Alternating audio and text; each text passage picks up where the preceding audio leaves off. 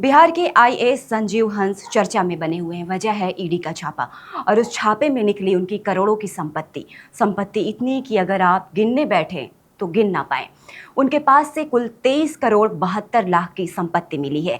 ये संपत्ति देश के 3 महानगरों दिल्ली, नागपुर और जयपुर में मिली है। उनके नाम से 70 बैंक खाते मिले जिनमें 6 करोड़ रुपए जमा थे। संजीव हंस के पास ये संपत्ति कहां से आई, एक ऑफिसर पर ईडी की तलवार कैसे लटकी, जानेंगे सब कुछ। लेकिन उससे पहले आप हमारे चैनल द हिंदी टॉप को सब्सक्राइब करें ताकि आप तक पहुंचे हर खबर सबसे पहले। संजीव हंस 1997 बैच के आईएएस अधिकारी हैं। ऊर्जा विभाग में मुख्य सचिव रह चुके हैं। छापेमारी से पहले उनके पास Bihar state power holding company limited यानी बीएसपीएचसीएल के अध्यक्ष और मैनेजिंग डायरेक्टर का अतिरिक्त प्रभार भी था। लेकिन कार्रवाई के बाद उन्हें तमाम पदों से हटा दिया गया। संजीव हंस के केंद्र के अधिकारी होने के नाते अभियोजन की मंजूरी यानी केस चलाने के लिए केंद्र से मंजूरी मांगी गई। फिलहाल उनका सामान्य प्रशासन विभाग में ट्रांसफर करा दिया गया है। यानी पावर मतलब बिजली विभाग का एक अधिकारी जो कि आईएएस ऑफिसर रह चुका है, उन पर ही पावर का खेल हो गया। इसी साल अक्टूबर में जांच एजेंसी ने संजीव हंस को गिरफ्तार किया था। इसके बाद से उनके खिलाफ लगातार कार्रवाई हो रही है। 16 दिसंबर को ईडी ने बयान जारी कर कहा कि जिन संपत्तियों को जब्त किया गया है उनमें नागपुर में 3 जमीन, दिल्ली में 1 फ्लैट और जयपुर में 3 फ्लैट शामिल है। इन संपत्तियों को संजीव हंस के करीबी सहयोगियों प्रवीण चौधरी, पुष्पराज बजाज और उनके परिवार के सदस्यों के नाम पर खरीदा गया था। यानी संजीव हंस बड़ी चालाकी से इन संपत्ति के मालिक बने हुए थे। बता दें कि बीते 6 दिसंबर को इसी मामले में प्रवर्तन निदेशालय ने संजीव हंस की पत्नी मोना हंस और उनके साले से पूछताछ की। पटना स्थित ईडी दफ्तर में इन दोनों से करीब 3 घंटे तक पूछताछ की गई थी। माना जा रहा है कि इसी पूछताछ के बाद ईडी को जो सबूत मिले उनके आधार पर इन संपत्तियों को जब्त किया गया।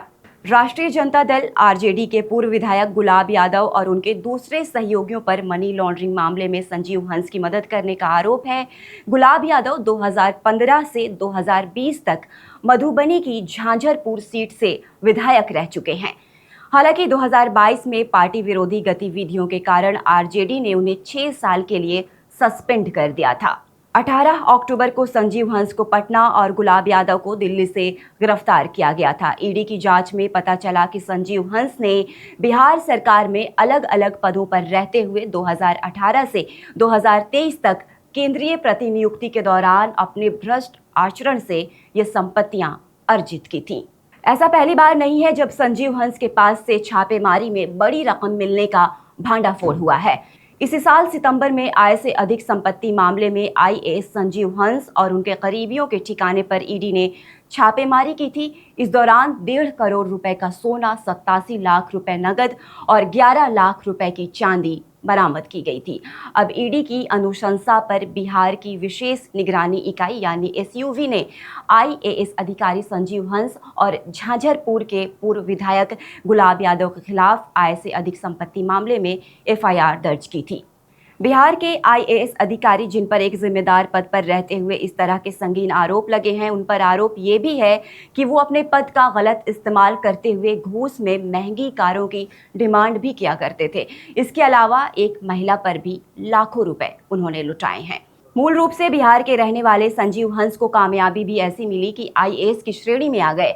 जब कैडर अलॉट हुआ तो उन्हें कैडर मिला बिहार, लिहाजा वो बिहार के आईएएस अफसर बन गए। आईएएस की ट्रेनिंग के बाद संजीव हंस को सबसे पहले बिहार के बांका जिले का एसडीएम बनाया गया और इस तरह उनके प्रशासनिक करियर की शुरुआत हुई। आलम ये रहा कि बिहार के कई जिलों के कलेक्टर के पद पर रहे।